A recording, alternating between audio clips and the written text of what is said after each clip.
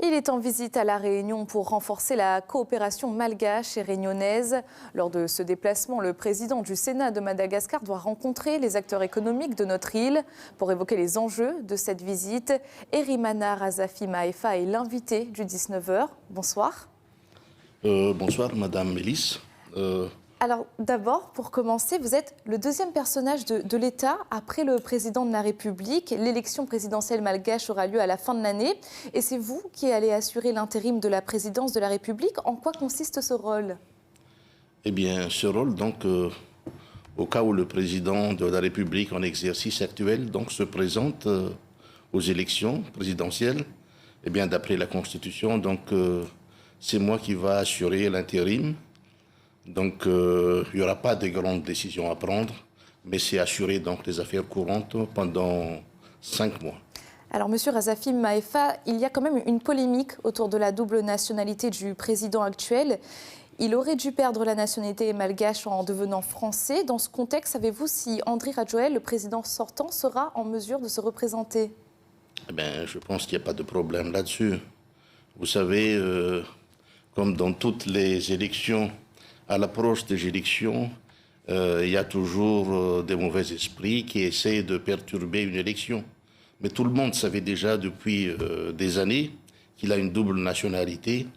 Mais là, donc, à l'approche des élections, à quelques mois des élections, donc, pour perturber cette échéance vraiment très importante pour le peuple malgache, que le peuple attend vraiment à Madagascar, eh bien, il y a des perturbations de ce genre, mais on a l'habitude, dans toutes les élections dans le monde entier, à l'approche des élections, eh bien, l'esprit se chauffe un petit peu, mais c'est tout à fait normal. Il n'y aura pas de problème donc, pour qu'il se présente à cette élection. Pour revenir à l'enjeu de votre visite chez nous, elle est avant tout économique. Le but étant de renforcer les liens entre Madagascar et La Réunion. Dans quel secteur précisément aimeriez-vous plus de coopération? Concrètement, qu'est-ce que La Réunion peut apporter à Madagascar et inversement, qu'est-ce que Madagascar peut apporter à La Réunion?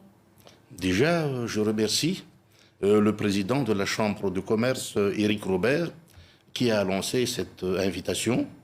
Et depuis hier, donc, j'ai rencontré la Chambre de l'industrie, Chambre de l'agriculture et le président de la Chambre de l'artisanat aussi. Ce qui est important, donc, c'est que nous traversons une crise mondiale, crise multiforme, dont vraiment ce qui est important, c'est la crise alimentaire. Eh bien, la crise de l'énergie également, des crises qui n'ont pas de fin jusqu'à maintenant, d'où l'appellation permacrise. Donc c'est dans ce sens-là qu'il faut trouver une autre voie vraiment de coopération régionale entre nos deux îles. Donc c'est dans ce cadre-là, donc, comme vous le savez, Madagascar, c'est une grande île, la 4e grande île du monde. Donc nous avons des grandes surfaces cultivables et nous devons avoir profité de l'expertise, de l'expérience qu'ont nos amis réunionnais donc, pour essayer de travailler ensemble pour travailler ces terres vastes, très vastes. Parce que Madagascar a les terres agricoles qu'il faut. Oui, oui, les terres qu'il faut. Mais il manque cette expertise que vous attendez de La Réunion. Eh bien, donc, on travaille vraiment étroitement maintenant avec les 3 chambres de La Réunion, donc, de l'industrie, chambre de commerce et de l'industrie, donc, comme j'ai cité tout à l'heure, le chambre de l'agriculture également, donc, pour coopérer ensemble pour exploiter ces terres et puis résoudre les problèmes alimentaires des 2 pays, des 2 îles. Comme vous le savez, c'est un peu inadmissible qu'actuellement la Réunion donc, importe des produits alimentaires de l'Asie alors que nous, on est à 2 jours de bateau de la Réunion. Au mois de juin, vous avez reçu la présidente de région, Huguette Bello, à l'ambassade de France, à Madagascar. Et puis ensemble, vous avez décidé de lancer des assises de la coopération régionale décentralisée en 2024.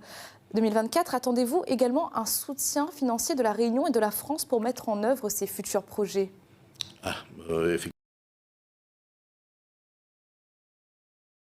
Effectivement, je suis venu à la Réunion fin mars et Madame la présidente de région était venu à Madagascar au mois de juin de cette année, donc pour inaugurer le musée de Palais de la Reine Et elle a fait aussi une action sociale là-bas dans le sud de Madagascar. Effectivement, donc la Réunion, à travers la région de la Réunion, donc dont nous remercions la présidente, soutient Madagascar donc dans les efforts de développement.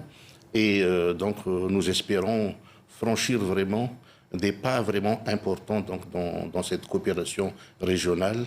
Et l'année prochaine, il y aura l'assise internationale de coopération décentralisée qui va se tenir à Madagascar.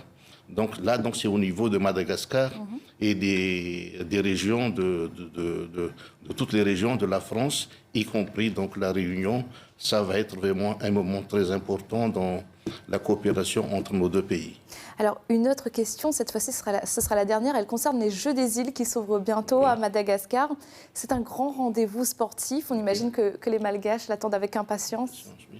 Oui, nous sommes en train de préparer sérieusement parce que c'est un grand événement qui va se passer entre les îles de l'océan Indien.